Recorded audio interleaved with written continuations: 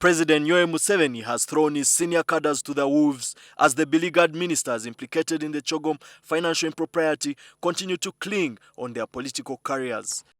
Prime Minister Professor Apollon Sibambi, who chaired today's stormy NRM caucus, read out to all and sundry Museveni's directive instructing the CID and IGG to hastily complete investigations into those implicated.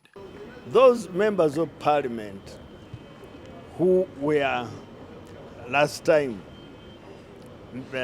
insinuating that government would protect wrongdoers, they are absolutely wrong. According to sources that attended the meeting, Museveni's letter seemed to send a clear message on the president's position. The indicted are now on their own and will not get any protection from him. When you are found in the name of God, if you are found in this report that you have written, then we shall base there our decision to condemn and crucify. We are fed up because even His Excellency said corruption now is a worst crime. Emotions ran high as lawmakers listened to the defense of those accused of financial impropriety, abuse of office and peddling influence.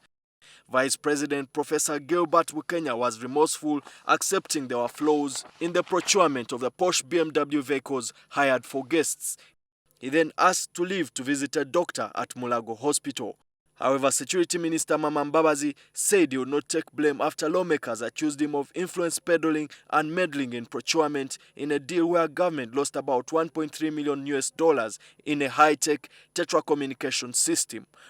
Political rivals Foreign Affairs Minister Sam Kutesa and Wemiyaga County MP Theodore Sechikubo also clashed.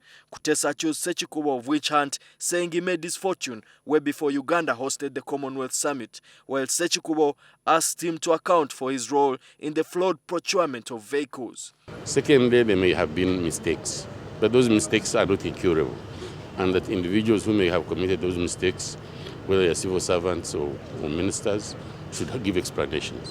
His position clear. He's not there to protect anybody. Let each and everyone carry their own cross. A day earlier, Cabinet took the decision to steer clear of controversy and not hide behind collective responsibility during the debate on the CHOGM report.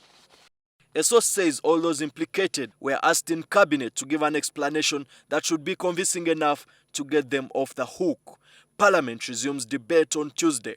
Emma Mtaizibwa, NTV Tonight.